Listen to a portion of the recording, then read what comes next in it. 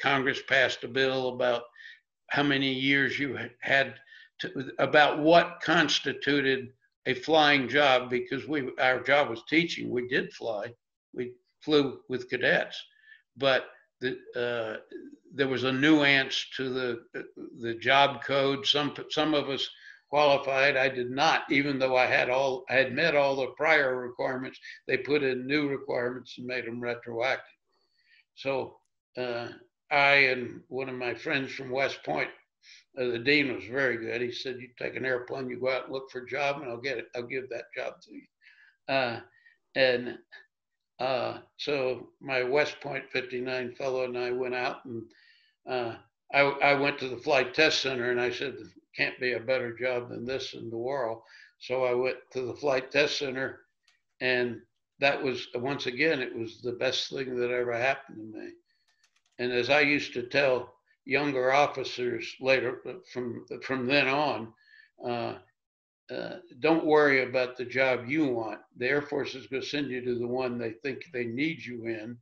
And unless it's a complete misfit and you think that there's something really wrong, just give it a try, because I did that and it turned out that was the best thing in my career, was leaving the academy when I thought it was the worst. So I went to the Flight Test Center, and I was working the test of unmanned aircraft starting in 1976. And it was classified during Vietnam, but we had the same vehicles flying in Vietnam, but it was not well known that we were doing that. And so I got to do the test on the new ones and the new aircraft. We got an aircraft, DC-130H, that would carry 4 unmanned aircraft. And that was the early days, and everybody at the Flight Test Center thought that anyone working in my outfit was a traitor, because who wants an aircraft with no pilot in it?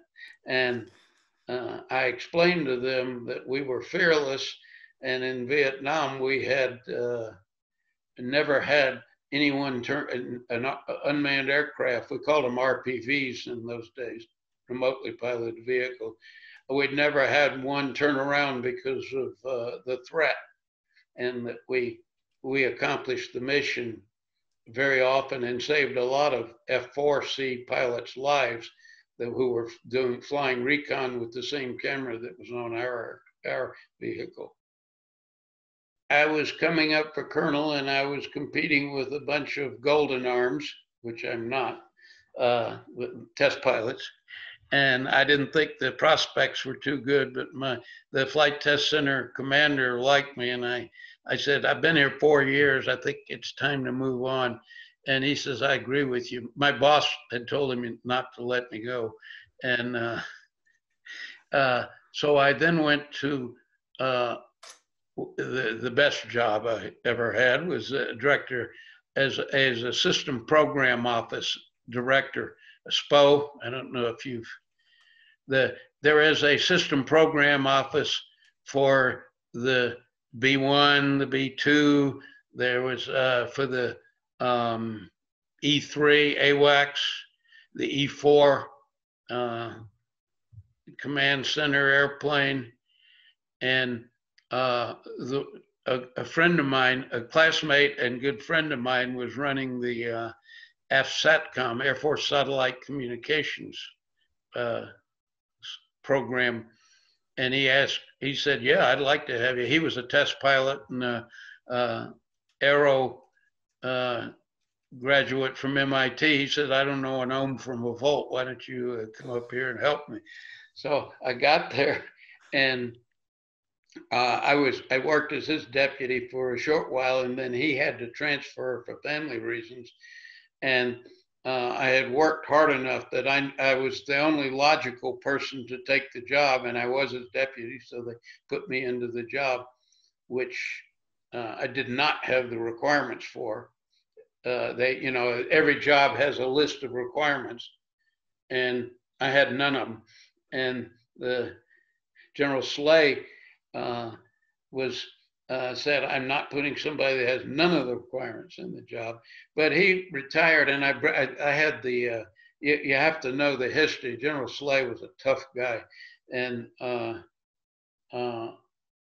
towards the end of his career, I briefed him and put him to sleep. So I don't know whether that was good or bad, but anyway, he left, and his replacement happened to be the 3-star that was getting promoted to 4 from my base that had recommended me. So I got the job.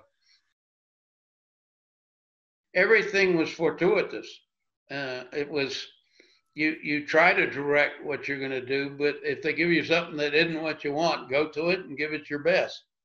And so I stayed there, and then a new program came out called MilStar, which I helped start, and that was the military star. It was the replacement satellite program, and it is still being used today. Even that was in 1981 dollars.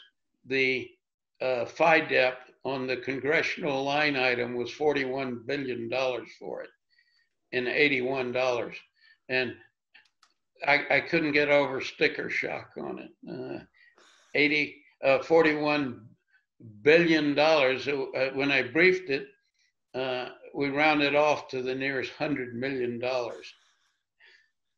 You do 3 figures. So anyway, it was it became a real challenge, and it was. And I spent 4 years in that job and was about ready to retire, but my boss wanted me to go to another job, which I couldn't take for family health reasons. And so he said, well, where do you want to go? So I came back to Colorado, and I saw the opportunity because the MilStar program was being transferred out here to the Space Command, and I could work the same thing and actually use my knowledge that I had gained from being the program director to the installation. So I did that for a few years and then retired. And I consider the Air Force to have done, and the U.S. government to have done so much for me. I mean, you and I know what happened. Well, everybody know, well, most people know what happened to Jews, and this was long, long before that. But had my grandfather not come over here, he was still been here there in the 1930s, and it possibly it wouldn't have been Hitler, it would have been Stalin that did it. But I owe this country, and I'm a great loyalist for this country.